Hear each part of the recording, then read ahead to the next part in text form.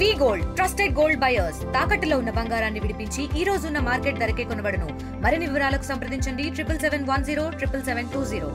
రెండు teacher MLC ఉపాధ్యాయ MLC elections, ఒకటి graduate MLC ఎన్నిక జరుగుతూ ఉంది. ఇక్కడ నుంచి ఖమ్మం, వరంగల్, నల్గొండ అభ్యర్థిగా మరి మీ అందరి ముందల అందరికి పరిచయం ఉన్నటువంటి వ్యక్తి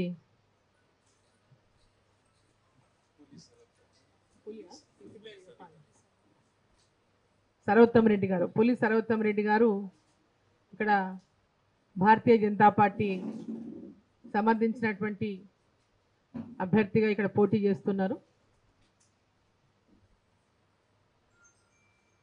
టీఆర్ఎస్ పార్టీ పోటీ చేయడం లేదు, కాంగ్రెస్ పార్టీ పోటీ చేయడం లేదు. ఒక గ్రాడ్యుయేట్ ఎమ్మెల్సీకి మటుకు కాంగ్రెస్ పార్టీ పోటీలో పెట్టింది అభ్యర్థిని.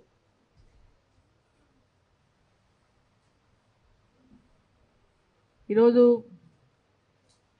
భారతీయ జనతా పార్టీ తెలంగాణ రాష్ట్రంలో ఈ 3 గ్రాడ్యుయేట్ ఎమ్మెల్సీ ఎన్నికల్లో పోటీ చేస్తున్నటువంటి సందర్భంగా మీడియా ద్వారా ఓటర్లందరినీ కూడా నేను ఇక్కడ కోరడానికి ఇక్కడ రావడం జరిగింది. మీ ద్వారా తెలంగాణ రాష్ట్రంలో ప్రస్తుతం ఉన్నటువంటి పరిస్థితులు, ప్రభుత్వం యొక్క పరిపాలన తీరు ఈరోజు ప్రజలందరూ కూడా గమనిస్తూ ఉన్నారు.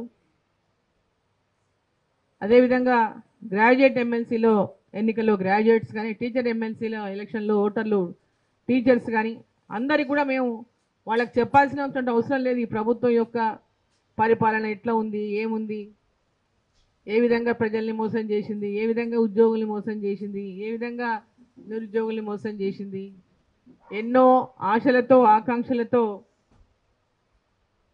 టీఆర్ఎస్ పార్టీ మీద వ్యతిరేకతతో కాంగ్రెస్ పార్టీకి ఓటేసి వారు ఇచ్చినటువంటి హామీలను అన్నింటినీ కూడా నమ్మి ఓటేసిన తర్వాత ఈరోజు రాష్ట్రంలో కొనసాగుతున్నటువంటి పరిస్థితి అందరికీ తెలిసిందే. ఇవాళ రాష్ట్రంలో ఇవాళ నరేంద్ర మోదీ గారు ఈ దేశ ప్రధానిగా వారి పరిపాలన 2014లో మొదటిసారిగా అధికారంలోకి వచ్చిన తర్వాత ప్రధానమంత్రిగా, ఈ దేశానికి మొట్టమొదటిసారిగా ప్రధానమంత్రిగా నరేంద్ర మోదీ గారు అయిన తర్వాత ఆనాటి నుంచి నేటి వరకు భారతీయ జనతా పార్టీ యొక్క బలాన్ని పెంచుకుంటూనే పోతా ఉంది దేశవ్యాప్తంగా. మొట్టమొదటిగా ప్రధానమంత్రి అయిన తర్వాత 2019 ఎన్నికల్లో మరోసారి దేశవ్యాప్తంగా పెద్ద ఎత్తున ప్రజల యొక్క విశ్వాసాన్ని చూరగొని రెండోసారి మళ్ళీ ప్రధానమంత్రిగా నరేంద్ర మోదీ గారు అయ్యిండ్రు. మళ్ళీ మొన్న 2024లో మూడవసారి మళ్ళీ దేశ ప్రజలందరూ నరేంద్ర మోదీ గారి ప్రధానమంత్రిగా మరోసారి విశ్వాసాన్ని వారి ఓటు ద్వారా తెలియజేసిండ్రు. ఆ తర్వాత జరుగుతున్నటువంటి ఎన్నికల్లో కూడా, రాష్ట్ర ప్రభుత్వాలకు జరుగుతున్నటువంటి ఎన్నికల్లో కూడా వరుసగా విజయాలతో భారతీయ జనతా పార్టీ వాళ్ళ దేశంలో దూసుకుపోతా ఉంది, అన్ని రాష్ట్రాల్లో కూడా.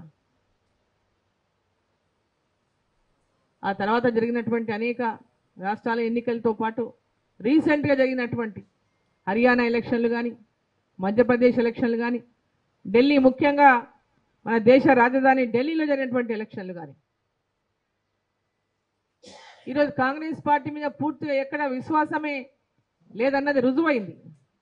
ఢిల్లీ ఎన్నికల్లో కూడా కాంగ్రెస్ పార్టీ ప్రజల విశ్వాసాన్ని పూర్తిగా కోల్పోతా ఉందనేటటువంటిది ఈరోజు రుజువైంది. మొన్న పార్లమెంట్ ఎన్నికల్లో ఐఎన్డి అలయన్స్ అని అందరూ కలిసి పోరాటం చేస్తే వచ్చిన సీట్లను చూసి మురిసిపోయింది కాంగ్రెస్ పార్టీ. వారు ఈరోజు రాష్ట్రాలలో ఎన్నికలు జరుగుతుంటే వాళ్ళ పరిస్థితి ఏందో ఈరోజు కళ్ళతో ఈరోజు చూసుకుంటూ ఈరోజు వారి పరిస్థితి ఏందో ఈరోజు ఈ దేశంలో కాంగ్రెస్ పార్టీ పూర్తిగా ప్రజల విశ్వాసాన్ని కోల్పోతా ఉంది, నానాటికి అనేది స్పష్టమవుతా ఉంది. మన భారత ప్రధాని నరేంద్ర మోదీ గారు ప్రపంచంలో ఒక బలమైనటువంటి నాయకత్వం ఏ దేశానికి ఉంది అంటే భారతదేశానికి ఉంది అని చెప్పేటటువంటి విధంగా భారతదేశాన్ని ఈరోజు పరిపాలిస్తూ ఈ యొక్క దేశాన్ని ప్రపంచ దేశాల్లోనే అగ్రగామి దేశంగా నిలబెట్టడానికి వారు అహర్నిశలు పోరాటం చేస్తూ ఒక పక్క దేశం యొక్క భద్రత పైన, ఒక పక్క దేశం యొక్క అభివృద్ధి పైన, ఒక పక్క అన్ని ప్రాంతాల్లో గ్రామీణ ప్రాంతాల నుంచి అభివృద్ధిని చేపట్టేటటువంటి పైన, అందరికీ విద్యను అందించాలనేటటువంటి విషయంలో కానీ, వైద్యం అందించాలనే విషయంలో కానీ, రైతన్నల కోసం కానీ, మహిళల కోసం కానీ, యువత కోసం కానీ, విద్యార్థుల కోసం కానీ, ఎస్సీ ఎస్టీ ప్రతి ఒక్క పేద బడుగు బలహీన వర్గాల కోసం కానీ అందరి యొక్క అభివృద్ధి లక్ష్యంగా వారు ఈరోజు దేశాన్ని ముందుకు తీసుకెళ్తా ఉన్నారు. వికసిత్ భారత్ లక్ష్యంతో 2047 కల్లా భారతదేశం అధికారంలోకి వచ్చి 100 సంవత్సరాలు పూర్తి చేసుకోబోయేటటువంటి తరుణానికల్లా భారతదేశం ప్రపంచ దేశంలో మొట్టమొదటి అభివృద్ధి చెందిన దేశంగా నిలబెట్టాలనే లక్ష్యంతోనే నరేంద్ర మోదీ గారు పనిచేస్తూ ఉన్నారు. ఇవాళ మొన్నటికి చూసినాం, ఒకప్పుడు వీసా కూడా ఇవ్వనటువంటి దేశాలు ఇవాళ వారికి ఇస్తున్నటువంటి గౌరవాన్ని చూసి మనం అందరం కూడా గర్వపడాల్సినటువంటి అవసరం ఉన్నది. భారతదేశంలో ఉన్నటువంటి ప్రతి ఒక్కరు కూడా భారతదేశానికి దక్కుతున్నటువంటి గౌరవం నరేంద్ర మోదీ గారికి ఈరోజు ఆయా దేశాలు గౌరవిస్తున్నాయంటే ఇది భారతదేశానికి దక్కుతున్నటువంటి గౌరవంగా మనం అందరం భావించాల్సినటువంటి అవసరం ఉంది. మొన్న అమెరికా అధ్యక్షుడు అంతకుముందు ఆయన ఓడిపోయిన అంతకుముందు అధ్యక్షుడిగా ఉన్నప్పుడు కానీ వారు నరేంద్ర మోదీ గారికి ఇచ్చినటువంటి గౌరవాన్ని, అంతకుముందు ఆ దేశానికి రావడానికి కూడా వీసాను తిరస్కరించినటువంటి దేశం ఇవాళ వారిని ఏ విధంగా గౌరవిస్తుందో, ఏ విధంగా ఆదరిస్తుందో మన కళ్ళతో మనం చూస్తూ ఉన్నాం. ఇవాళ దేశ విదేశాల్లో భారతీయుల యొక్క గౌరవాన్ని పెంచుతూ ఏ దేశానికి మన భారతీయుడు పైన ఆ దేశంలో నేను భారతీయుడు అంటే వారికి దక్కుతున్నటువంటి గౌరవాన్ని చూసి గర్వపడుతున్నటువంటి ప్రతి భారతీయుని మనం ఈరోజు గుర్తు చేసుకోవాల్సినటువంటి అవసరం ఉన్నది. మరి ఈరోజు భారతీయ జనతా పార్టీ తెలంగాణ రాష్ట్రంలో కూడా భారతీయ జనతా పార్టీని బలోపేతం చేస్తూ అంతకుముందు ఉన్నటువంటి 4 పార్లమెంటు సీట్లు ఈరోజు 8 సీట్లుగా మొన్నటి పార్లమెంట్ ఎన్నికల్లో 8 మంది పార్లమెంట్ సభ్యులు గెలవడం జరిగింది. ఈనాడు భారత ప్రధాని నరేంద్ర మోదీ గారి పేరు ప్రతి ఇంట్లో కూడా ఇవాళ ప్రతి ఒక్కరు కూడా వారిని నరేంద్ర మోదీ గారు అంటే తలుచుకునేటటువంటి విధంగా ఈరోజు భారతదేశంలో ప్రధానమంత్రి అంత పెద్ద గొప్పగా ప్రజల మనసుల్లో చోటు సంపాదించుకున్నారు. తెలంగాణ రాష్ట్రంలో కాంగ్రెస్ పార్టీ అనేక అబద్ధ హామీలు ఇచ్చి అధికారంలోకి వచ్చింది. 6 గ్యారెంటీల పేరుతో 6 గ్యారెంటీల పేరుతో అధికారంలోకి వచ్చి వాళ్ళ అందరినీ మోసం చేసింది. ఈరోజు ఇది ఉపాధ్యాయ ఎన్నిక జరుగుతూ ఉంది. ఇక్కడ ఉపాధ్యాయులకు ఇచ్చినటువంటి హామీలను చూసుకుంటే కనుక వాళ్ళ ఎన్నికల్లో ఇచ్చినటువంటి హామీలు ఒక్కోటిగా చదువుకుంటూ పోతే వాళ్ళు ఇచ్చిన హామీలే. సిపిఎస్ విధానం రద్దు చేస్తాం, అధికారంలోకి రాగానే ఓపీఎస్ని అమలు చేస్తాం,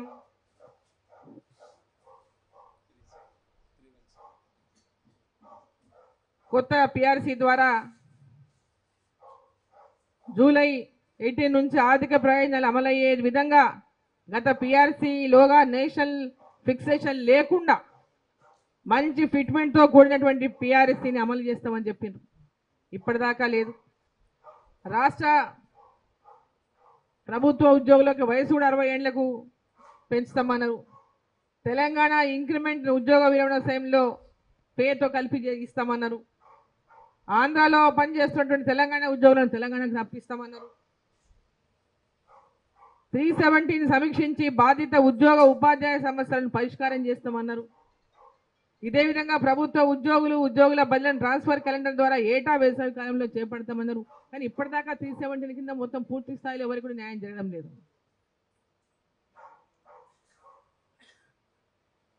ఇక పిఆర్సీ గురించి ఇప్పటిదాకా దాని అతిగతి లేదు. 4 డిఏలు పెండింగ్ ఉన్నాయి. రిటైర్మెంట్ అయినటువంటి ఉద్యోగుల యొక్క బెనిఫిట్స్ కూడా ఇచ్చేటటువంటి పరిస్థితులు లేదు. రిటైర్మెంట్ అయిన ఉద్యోగుల బెనిఫిట్స్ కూడా ఈనాడు ఇచ్చేటటువంటి పరిస్థితులు లేదు. ఇవాళ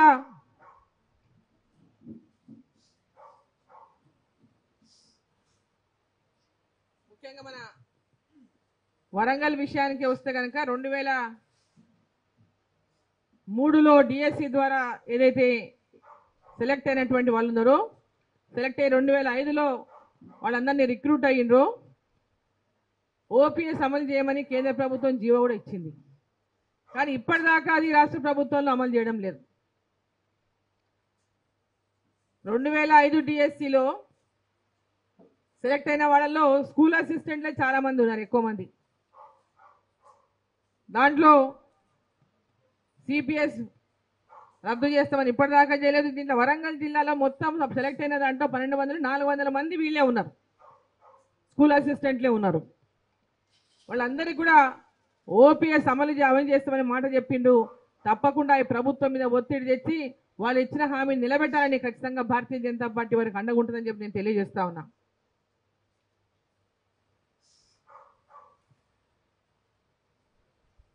మాట్లాడితే ఏమంటారు వాళ్ళు, బీజేపీ పాలించిన దగ్గర ఇవన్నీ కరెక్ట్ ఉన్నాయా, అవి ఉన్నాయా, ఇవి ఉన్నాయా అని మాట్లాడతారు. బీజేపీ ఎక్కడైతే అధికారం ఉందో అక్కడ ఎక్కడ కూడా వీళ్ళ బిల్లులు పెండింగ్లో లేవు. అది ఇంతవరకు ఉద్యోగులకు సంబంధించినటువంటి సరెండర్ లీవ్స్ కానీ, వాళ్ళు సరెండర్ చేసిన లీవ్స్ కానీ, ఇతర బిల్లులు కానీ ఇప్పటి వరకు పెండింగ్లో ఉన్నాయి, ఇప్పటిదానికి ఇవ్వలేదు.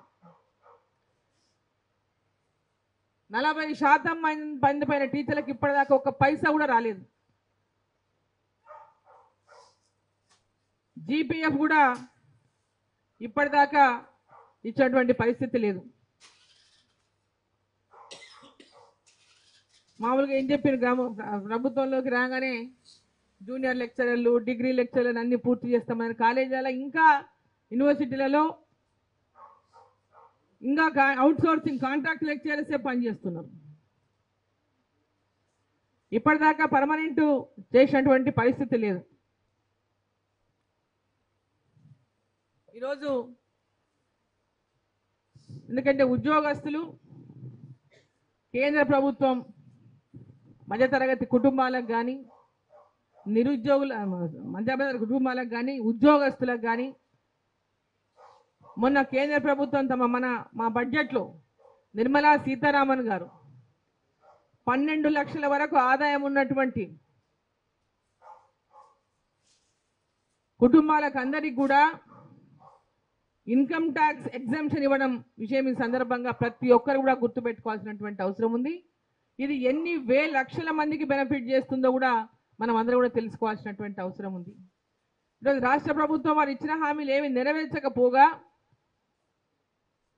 మభ్యపెట్టేటటువంటి అనేక కార్యక్రమాలు చేస్తూ ఉంది. కేంద్ర ప్రభుత్వం మొన్న బడ్జెట్లో ప్రతి ఒక్కరి గురించి ఆలోచన చేసి బడ్జెట్ని ప్రకటించడం జరిగింది. మొన్న పెట్టిన బడ్జెట్ ప్రతి ఒక్కరికి, మధ్యతరగతి వాళ్ళు కానీ, దిగువ మధ్యతరగతి కానీ, ఆ పైన మధ్యతరగతి వారు కానీ, రైతులు కానీ, మహిళలు కానీ, కొత్తగా స్టార్టప్లు పెట్టుకునేటటువంటి నిరుద్యోగుల కోసం నూతనంగా వాళ్ళకు ప్రోత్సహించడానికి కానీ అనేక రకాలుగా గ్రామీణ ప్రాంతాల్లో ఉన్నటువంటి యువతకు కూడా, చదువుకున్నటువంటి వారు చాలామంది ఈరోజు అంటే ఉద్యోగాలు అందరికీ ఉద్యోగాలు లేనటువంటి వాళ్ళు ఎంతమందో ఉన్నారు. అటువంటి వాళ్ళు స్వయంగా ఉపాధి కోసం చిన్న చిన్న స్టార్టప్లు పెట్టుకోవాలన్నా, చిన్న పరిశ్రమలు ఏర్పాటు చేసుకోవాలన్నా వారికి అందరికి కూడా బ్యాంకులలో గ్యారంటీ లేకుండా లోన్లు ఇప్పించేటటువంటి కార్యక్రమాన్ని భారతీయ జనతా పార్టీ టేకప్ చేసింది. పెద్ద ఎత్తున గ్రామీణ ప్రాంతాల్లో ఉన్నటువంటి యువతకు ఉపాధి ఉద్యోగ అవకాశాలు కల్పించడానికి పెద్ద ఎత్తున చేయూతను అందిస్తూ ఉంది. ఎస్సీ ఎస్టీ మహిళలు కానీ ప్రతి ఒక్క 2 కోట్ల రూపాయల వరకు మహిళలకి చిన్న పరిశ్రమలు పెట్టుకోవడానికి, వాళ్ళు ఏదైనా పరిశ్రమలు స్థాపించాలి, ఏదైనా స్టార్టప్లు పెట్టుకోవాలి, గ్రామీణ ప్రాంతాల్లో కానీ, మండల కేంద్రాల్లో కానీ, జిల్లా కేంద్రాల్లో కానీ వారిని అందరినీ కూడా ప్రోత్సహించడానికి 2 కోట్ల రూపాయల వరకు లోన్లు ఇచ్చేటటువంటి కార్యక్రమానికి తెరలేపింది మన బడ్జెట్లో భారతీయ జనతా పార్టీ. అనేక మందికి యువతకు, రైతన్నలకు కూడా 3 లక్షల రూపాయల వరకు ఉన్నటువంటి వాళ్ళ క్రెడిట్ కార్డ్స్ని 5 లక్షలకు పెంచింది.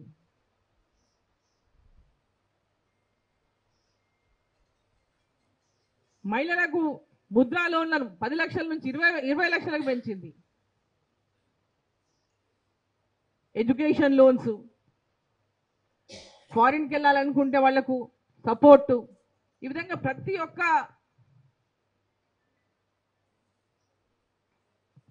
తరగతికి అంటే ప్రతి ఒక్క అంటే వివిధ వర్గాల వారికి అందరికి కూడా ఇవాళ న్యాయం చేసేటటువంటి విధంగా బడ్జెట్లో ఈ సంవత్సరం ఎన్డీఏ గవర్నమెంట్ నిర్మలా సీతారామన్ గారు, నరేంద్ర మోదీ గారి ప్రధానమంత్రి గారి నేతృత్వంలో మరి బ్రహ్మాండమైనటువంటి బడ్జెట్ ప్రవేశపెట్టడం జరిగింది. అసలు ఎవరు ఊహించినటువంటి బడ్జెట్, ఎవరు కూడా 12 లక్షల రూపాయల వరకు ఐటీ ఎగ్జామ్షన్ వస్తారని ఎవరు ఊహించలేదు. ఇక్కడ ఉన్న మీడియా మిత్రులందరికీ కూడా చాలా మందికి అది వర్తిస్తుంది అనుకుంటా నేను, నాకు తెలిసి ఎవరు కూడా ఊహించలేదు. ఇంతకుముందు 7 లక్షలు ఉండింది, 8 లక్షలు చేస్తారో 10 లక్షలు చేస్తారో అనుకున్నారు తప్ప 12 లక్షలు అవుతుందని చెప్పి ఎవరు ఊహించలేదు. సో ఇక్కడ ఉన్నటువంటి ప్రతి ఒక్కరు కూడా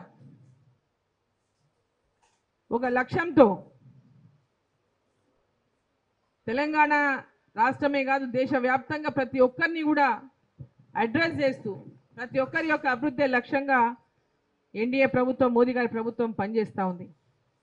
ఇక్కడ గిరిజన విద్యాలయాన్ని ఏర్పాటు చేయడం జరిగింది. అదేవిధంగా ఎయిర్పోర్టు ఏర్పాటు చేయడం జరిగింది. కోచ్ ఫ్యాక్టరీని ఏర్పాటు చేయడం జరిగింది. రామప్ప టెంపుల్కు యునెస్కో గుర్తింపు రావడం జరిగింది. అదేవిధంగా పెద్ద ఎత్తున రాష్ట్రంలో అభివృద్ధికి కోట్లాది రూపాయల నిధులు రాష్ట్ర ప్రభుత్వానికి అందించడం జరుగుతూ ఉంది. రాష్ట్ర ప్రభుత్వం ఇక్కడ నుంచి కేంద్ర ప్రభుత్వం ద్వారా అందించినటువంటి మ్యాచింగ్ గ్రాంట్లు ఏ ఉన్నప్పటికీ కూడా వాటిని త్వరితగతిన సాధించుకోవడానికి ప్రపోజల్స్ ఈ రాష్ట్ర ప్రభుత్వం కనుక పంపితే అక్కడ నుంచి ఎలాంటి ఆలస్యం లేకుండా నిధులు ఈ రాష్ట్రానికి కేంద్ర ప్రభుత్వం ఇవ్వడం జరుగుతూ ఉంది. రోడ్లు కానీ, రైలు మార్గాలు కానీ, నేషనల్ హైవేస్, పిఎంజిఎస్వై రోడ్లు కానీ, రైల్వే స్టేషన్లు కానీ, కొత్త రైలు మార్గాలు కానీ, లైన్లు డబులింగ్ కానీ, కొత్త రైళ్లు కానీ, ఈ విధంగా ప్రతి దాంట్లో కూడా అభివృద్ధి పైన ప్రత్యేక శ్రద్ధతో తెలంగాణకు అందిస్తున్నప్పటికీ కొందరు రాజకీయంగా స్టేట్మెంట్లు ఇస్తూ ఉంటారు అప్పుడప్పుడు. నిన్న ముఖ్యమంత్రి గారు మాట్లాడుతూ ప్రధానమంత్రి గారి యొక్క పాలన గురించి మాట్లాడతారు. 14 నెలల వీరి పాలన గురించి ఆయన స్వయంగా మాట్లాడుకోవడం వింత కనబడుతుంది. నరేంద్ర మోదీ గారి పరిపాలన 2014 నుంచి వరుసగా 3వసారి వారిని దేశ ప్రజలు ఎన్నుకున్నారంటే వారి పరిపాలన ఏ విధంగా ఉందో ప్రజలే తీర్పిచ్చింది. రేవంత్ రెడ్డి గారి పరిపాలన ఎట్లా ఉందో తెలుసుకోవాలంటే, ఇప్పుడు ఆయన తీర్పు కోరాలంటే మిమ్మల్ని రాజీనామా చేసి మీరు ఎలక్షన్లో పోండి అని చెప్పను. మీకు ముందరున్న అవకాశం ప్రతిపక్షంలో ఉన్న ఎమ్మెల్యేలను మీ పార్టీలో చేర్చుకున్నారు కదా, వారిని అందరూ రాజీనామాలు చేపియండి. వారిని అందరినీ రాజీనామాలు చేపించి మీరు ఎన్నికలకు పోండి. అప్పుడు ప్రజలు మీకు పాస్ మార్కులు వేసిండ్రా, పాస్ చేసిండ్రా, ఫెయిల్ చేసిండ్రా, ఆ ఎన్నికల్లో మీకు తెలుస్తుంది. మీకు ప్రజల లోపల మీ యొక్క 14 నెలల్లో మీరు విశ్వాసాన్ని చూరగొన్నారా, ప్రజలను మీరు మోసం చేసిండ్రా, ఆ ఎన్నికలు తీర్పు చెప్తాయి. ఈరోజు అడ్డగోలుగా ప్రతిపక్షంలో ఉన్నటువంటి వాళ్ళని ఈ పార్టీలో చేర్చుకొని మేము బ్రహ్మాండమైనటువంటి పాలన అందిస్తున్నాం అని మాట్లాడితే అసలు ప్రధానమంత్రి గారి గురించి కానీ వారి పరిపాలన గురించి కానీ నేర్చుకోవాల్సింది మీరు. ఇక్కడ వారిని చూసి కొంతైనా నేర్చుకుంటే ఆయన మాట్లాడేటటువంటి డైలాగ్స్ రోజు చూస్తే అవే ఉంటాయి. మోదీ గారు అన్న మాటనే నెక్స్ట్ డే అంటుంటారు, తనేదో మాట్లాడినట్టు దానికి ఇచ్చేస్తుంటారు. ఈరోజు మహిళలను కోటీశ్వరం చేయాలన్నది నరేంద్ర మోదీ గారి యొక్క లక్ష్యం. వారికి పెద్ద ఎత్తున కోట్ల రూపాయల రుణాలను ఇస్తా ఉన్నారు మహిళా సంఘాలకి. చిన్న మన పరిశ్రమలు పెట్టుకుంటే 2 కోట్ల రూపాయల రుణాలను ఇస్తామని చెప్పినారు. మహిళా సంఘాలకు పెద్ద ఎత్తున ముద్రా కింద లోన్లు ఇస్తున్నారు. చిన్న వ్యాపారాలు చేసుకొని ఇంకే లోన్లు ఇస్తున్నారు. పెద్ద ఎత్తున మహిళలని వాళ్ళ ప్రోత్సహిస్తున్నారు. ఈరోజు ఏ దాంట్లో చూసినా కూడా ఎక్కడ చూసినా విద్య కానీ వైద్యం కానీ అభివృద్ధి కానీ ప్రతి ఒక్కరిని కూడా ప్రతి గ్రామీణ ప్రాంతాల నుంచి మొదలుకుంటే పట్టణ ప్రాంతాలు కాదు, దేశంలో మారుమూల ఉన్న అన్ని ప్రాంతాల యొక్క అభివృద్ధితోనే వికసిత్ భారత్ సాధ్యమైనటువంటి లక్ష్యాన్ని నరేంద్ర మోదీ గారు ముందుకు తీసుకుపోతున్నారు. మీరు ఛాలెంజ్ చేయడం కాదు, ముక్కు నేల రాస్తా నాలాగా పరిపాలన, అరే బాబు నాయన నీ పరిపాలన ఏందో ఎంబడే ఫస్ట్ నువ్వు రాజీనామా చేపి నీ పార్టీలో చేర్చుకున్న వాళ్ళందరితో రాజీనామా చేపించి ఉప ఎన్నికలకు పోండి, ప్రజల నుంచి తీర్పు కోరండి. ఆల్రెడీ నరేంద్ర మోదీ గారిని ప్రజలు 3 సార్లు వరుసగా గెలిపించిన వారి పరిపాలనను మెచ్చే వారు ఉండాలనే ఈరోజు మళ్ళా 3వసారి ప్రధానమంత్రిగా ఎన్నుకున్నారు. మీకు ప్రధానమంత్రి గారిని ఛాలెంజ్ చేయడం కానీ ఇక్కడ ఉన్న మమ్మల్ని ఛాలెంజ్ చేయడం కానీ ఇంకా అంత స్థాయికి మీరు ఎదగలేదు.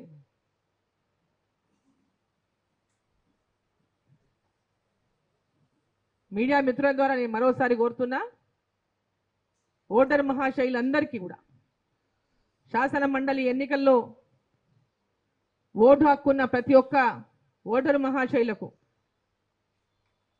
మా అభ్యర్థి సర్వోత్తమ రెడ్డి గారిని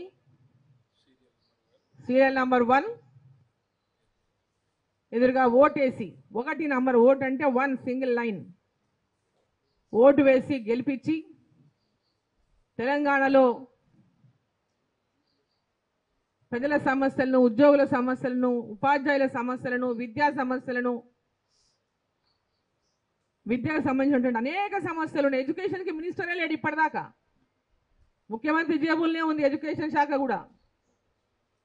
ఇప్పటిదాకా విద్యాశాఖకు మంత్రి లేరు, ముఖ్యమంత్రి గారే దాన్ని తన దగ్గర పెట్టుకొని ఉన్నారు. అతి ముఖ్యమైనటువంటి శాఖ విద్యాశాఖ. రోజు ఆసుపత్రుల్లో, కాలేజీల్లో పిల్లలు ఎంతో మంది ఫుడ్ పాయిజన్కి బారిన పడతా ఉన్నారు. దానికి కంటిన్యూగా మానిటర్ చేసేటటువంటి పరిస్థితి లేదు. ఇవాళ రాష్ట్రంలో మంత్రిత్వ శాఖ లేదు. అంటే ఎంత నిర్లక్ష్యానికి విద్య గురవుతుందని ఇంతకంటే సాక్ష్యం ఇంకోటి అవసరం లేదు. కాలేజీలు, యూనివర్సిటీలు ఇవన్నీ కూడా చాలా తీవ్రమైనటువంటి నిర్లక్ష్యానికి గురవుతున్నాయి. కాలేజీలలో ఇవాళ ఓన్లీ ఇంకా కాంట్రాక్ట్ ఎంప్లాయీసే ఉన్నారు తప్ప పర్మనెంట్ ఎంప్లాయీస్ ఇప్పటిదాకా తీసుకునే పరిస్థితి. యూనివర్సిటీ కూడా అదే పరిస్థితి ఉన్నది. కాబట్టి విద్యావంతులారా అందరికీ మిమ్మల్ని కోరుతా ఉన్నా, విద్యా వ్యవస్థను మెరుగుపరచడానికి, విద్యా వ్యవస్థ పైన, ఉద్యోగుల సమస్య పైన, ఉపాధ్యాయుల సమస్యల పైన, విద్యా సమస్యల పైన గొంతు విప్పడానికి గళం శాసన మండలిలో విప్పి ఆ సమస్యల పరిష్కారం కొరకు సర్వోత్తమ రెడ్డి గారిని మరి ఇక్కడ నుంచి భారతీయ జనతా పార్టీ